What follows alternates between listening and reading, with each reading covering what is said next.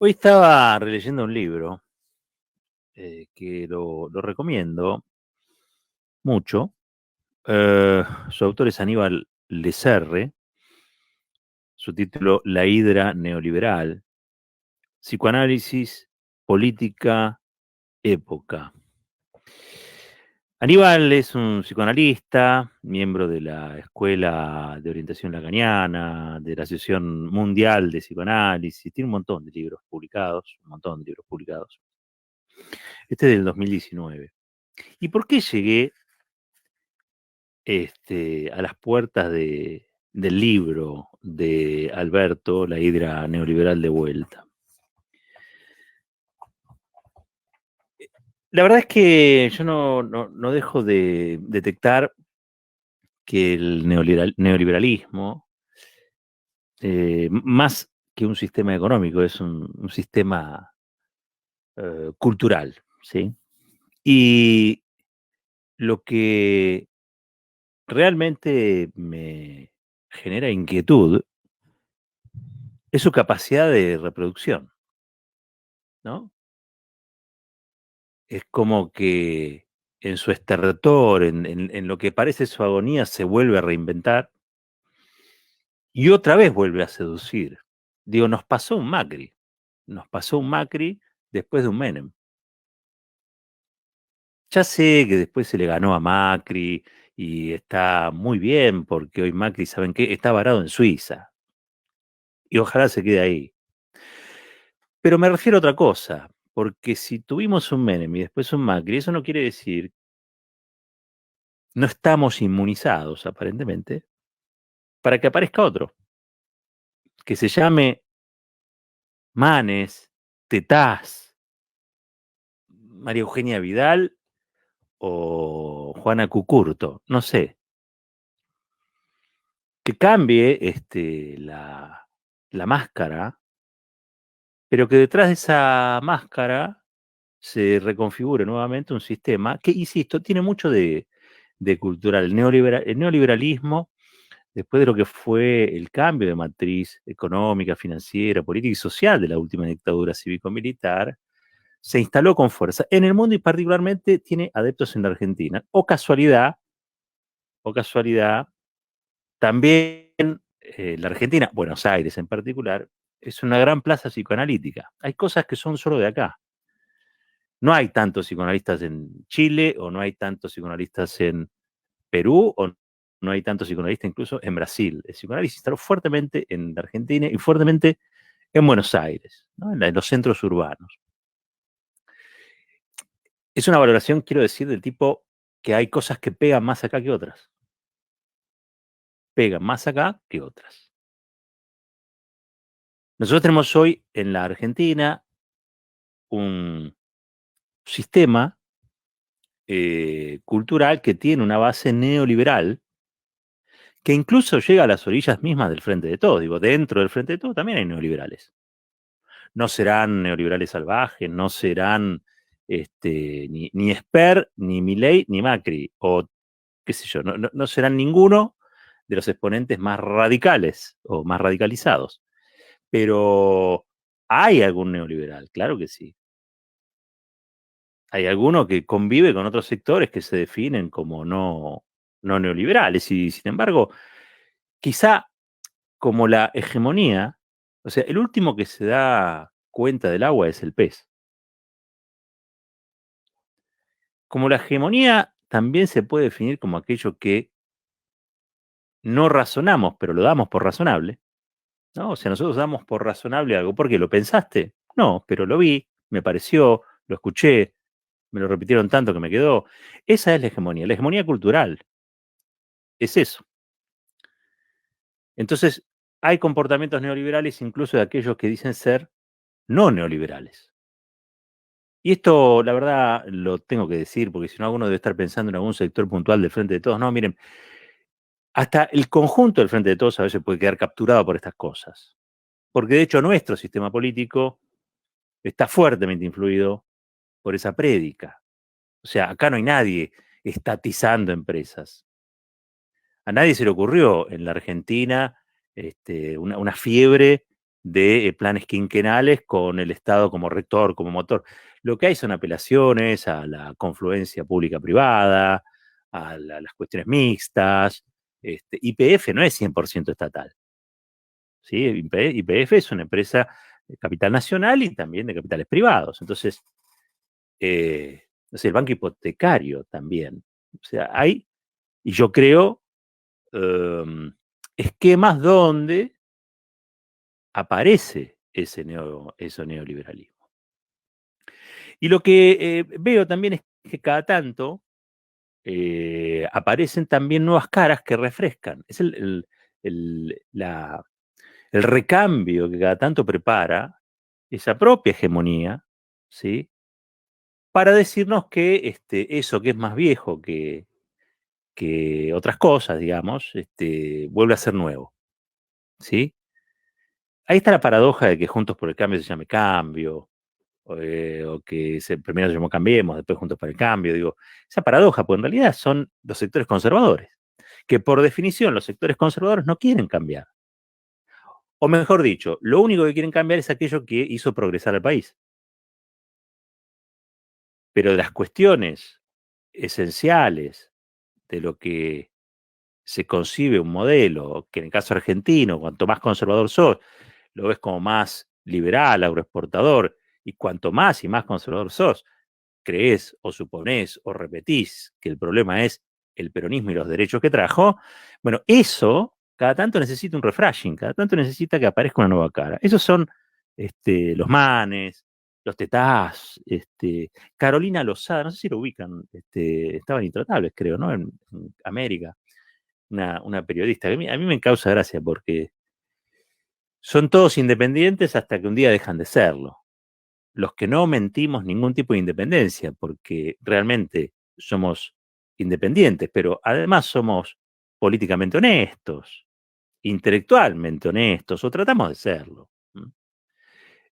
Somos los perseguidos, los militantes, como quieran llamar, pero los de Juntos por el Cambio no. Juntos por el Cambio es una proeza y qué bueno, che, que ahora vas a entrar en la política porque los políticos hacen todo mal. No, digo, esa sería un poco también la prédica neoliberal que está metida en cuña en el hipotálamo de la sociedad argentina, o por lo menos de un sector de la sociedad argentina. Siempre hay que decir eso, un sector.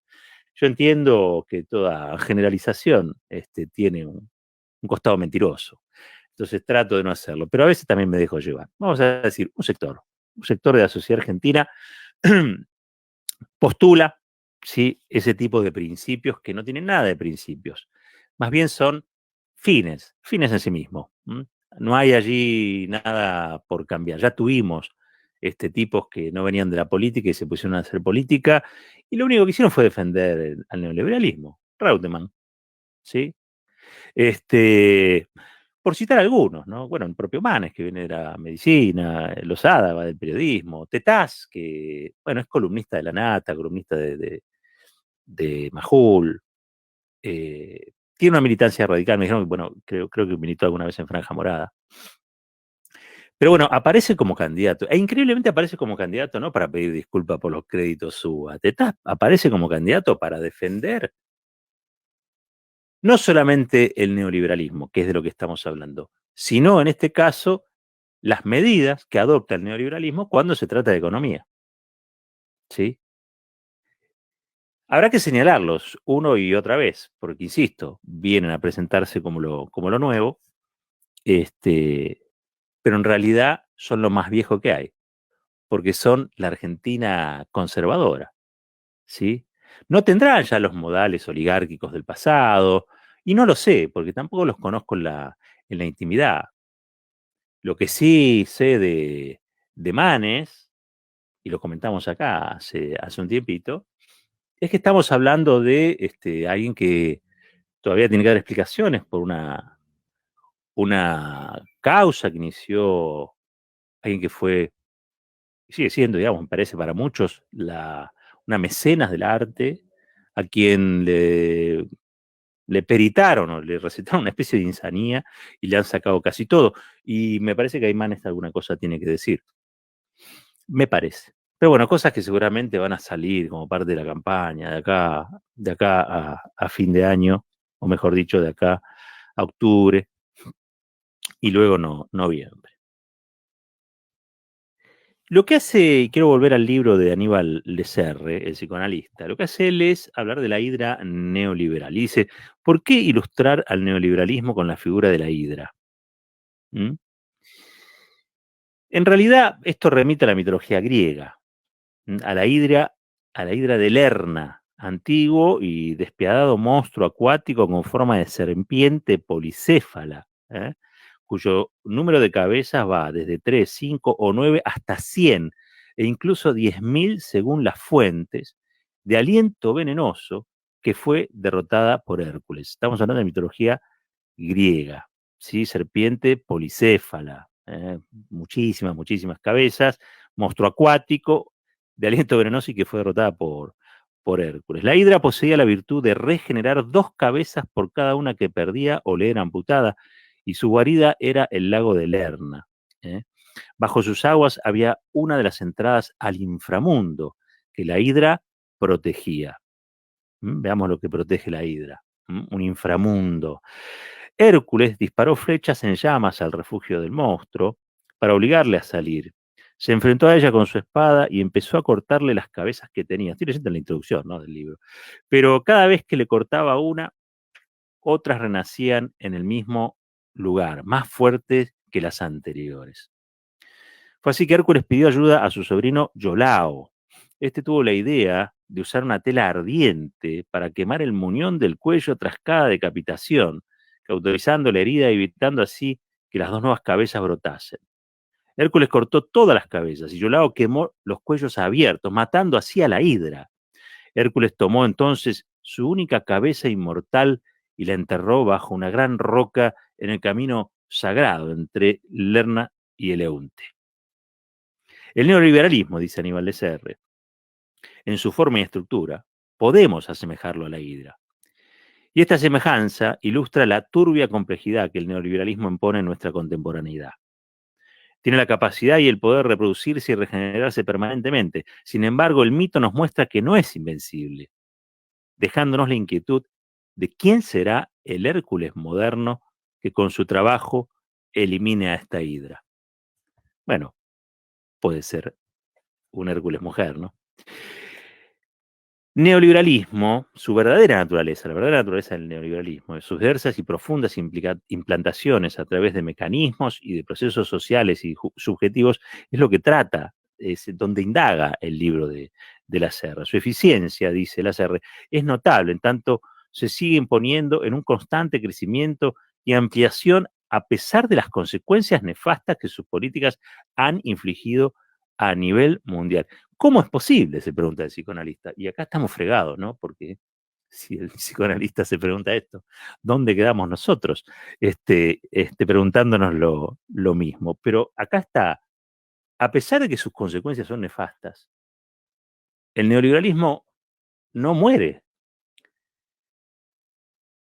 continúa su vida, continúa en su influencia. Lo hace a través de, bueno, nuevas caras, nuevas formulaciones, nuevos rostros, incluso alguna vez, y ya lo habíamos dicho, como si fuera el cambio, cuando en realidad es lo que el poder económico pretende conservar y es una cultura, esencialmente, que hace que las cosas no cambien y que aquellos que son los sectores más concentrados de la economía sean también los sectores que detentan el poder. ¿Sí? Hay algo profundamente antidemocrático en el neoliberalismo, eso lo sabemos. Lo que todavía nos estamos preguntando es cómo podemos hacer para derrotarlo, ¿sí? Para derrotarlo, para que no se siga reproduciendo al infinito. Eh, Dice Lasserre en su libro La hidra neoliberal, es necesario primero tener cierta claridad sobre las diversas cabezas de hidra que componen la lógica neoliberal.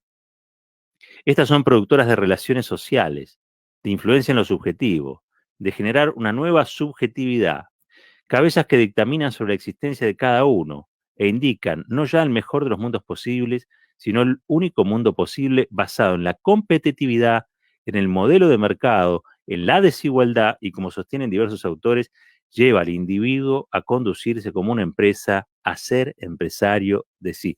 ¿Se acuerdan cuando Macri nos decía lo de ser entrepreneurs?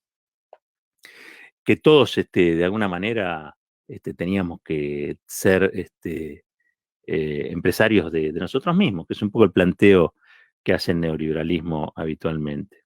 Lejos de limitarse a la esfera económica, el neoliberalismo tiende a totalizar, o sea, a hacer mundo mediante su poder de integración de todas las dimensiones de la existencia humana. Debemos ubicar las consecuencias en la conformación discursiva y en las afectaciones de la subjetividad. Plantea, se los recomiendo, realmente, si tienen la posibilidad, La hidra neoliberal, psicoanálisis política, época, Aníbal Lecerre, editorial Grama, ¿sí? Editorial Grama. Ahora, con esto voy cerrando, pero debemos, dice Lecerre, ubicar las consecuencias en la conformación discursiva y en las afectaciones de la subjetividad. Hay algo allí, ¿no? Del mundo que hoy tenemos, de este mundo, donde se nos hace muy difícil, la mayoría de las veces, entender por qué algunas cosas ocurren del modo en el que ocurren. Y quizá pensarlo y repensarlo no dé la solución por sí misma. Lo que no podemos hacer es abandonar esa reflexión, ese ejercicio de tratar de entender, porque evidentemente, así con absoluta sinceridad, creo que hay que asumir que la condición humana tiene un componente fuertemente solidario a la par de otro fuertemente egoísta y hasta codicioso, ¿no? Casi todas las religiones incluso han pensado alrededor de esto. Las religiones, las mitologías, ¿no? Pero hay algo del neoliberalismo que se ha quedado como cultura, y yo digo en muchos, yo digo en casi todos. Algunos lo tendremos en un porcentaje, otros en uno más grande. Ahora, lo que sí creo que tenemos que saber es que este estado de cosas es funcional a su reproducción, salvo que se hagan cosas distintas. Pero todo lo que ocurre y sucede, ¿sí? Salvo la lucha por cambiarlo, ¿m? Todo lo que ocurre y sucede, salvo la lucha por cambiarlo, fomenta la reproducción de esta hidra de mil cabezas, donde cuando pareciera que uno va y combate y gana y cauteriza, aparece por otro lado no una, sino dos cabezas más.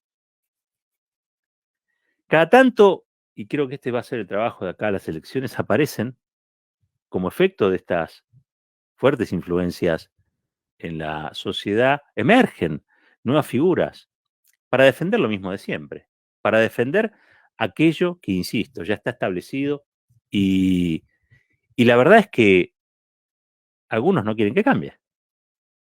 Porque los conservadores existen porque ese estado de cosas que se mantiene inmodificable garantiza sus privilegios.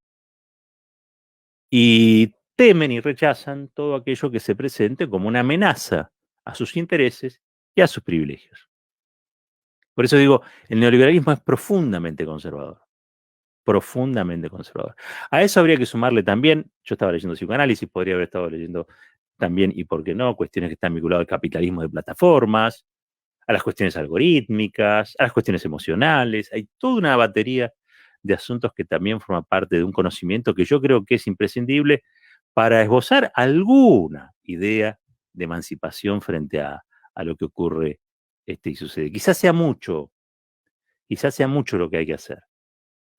Pero a mí me da la impresión de que después de tanto tiempo, de tanta sangre derramada, de tanta saliva utilizada, cuando vemos el paisaje de nuestra República Argentina, el paisaje miserable y de pobreza, donde la injusticia se pavonea frente a nuestros ojos, no nos queda alternativa más que seguir tratando de ver cómo podemos hacer que esta sociedad mejore. Mi idea es que esta sociedad mejore en tanto y en cuanto se aleje de las ideas neoliberales.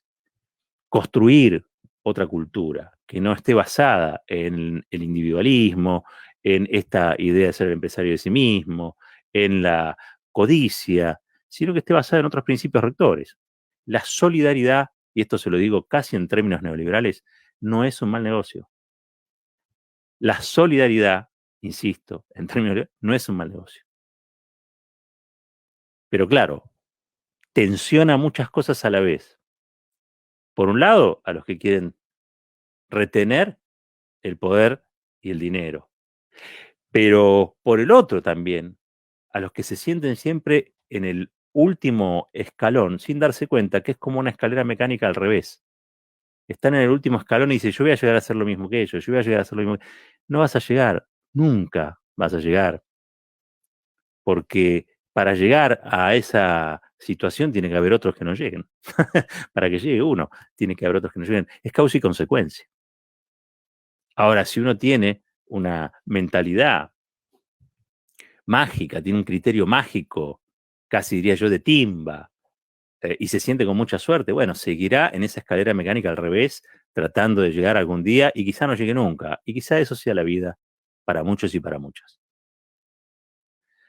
Para otros, que creemos una Argentina y creemos en una Argentina mejor, más solidaria, una Argentina que merezca ser vivida con la felicidad que todavía nos adeuda esta pandemia, esta gestión, como Cristina misma dijo, para los que realmente queremos buscamos la felicidad colectiva y la tenemos como objetivo, desde ya que esta batalla cultural es infinita y es interminable. Porque yo les estuve hablando de la hidra neoliberal, que fue derrotada por Hércules. Me gusta pensar que Hércules es el pueblo activado, revelado frente a un sistema de cosas que consagra ese insulto, que es la pobreza fabricada por una manera antihumana de pensar la organización de todo, la economía, pero también la sociedad e incluso hasta los géneros. Estamos ante la posibilidad de repensar y recontrapensar una salida emancipatoria a la crisis que hoy tiene el modelo neoliberal en el mundo. De nosotros depende, de nosotros depende. Y también, por supuesto, de ciertas lecturas, como la que hoy tuvimos con Aníbal Lecerre, en este caso de su libro, La hidra neoliberal, psicoanálisis, política y época. Porque también leemos y podemos tratar de explicar lo más sencillamente posible lo que leemos, pero esto, ustedes saben, es fuerte y al medio.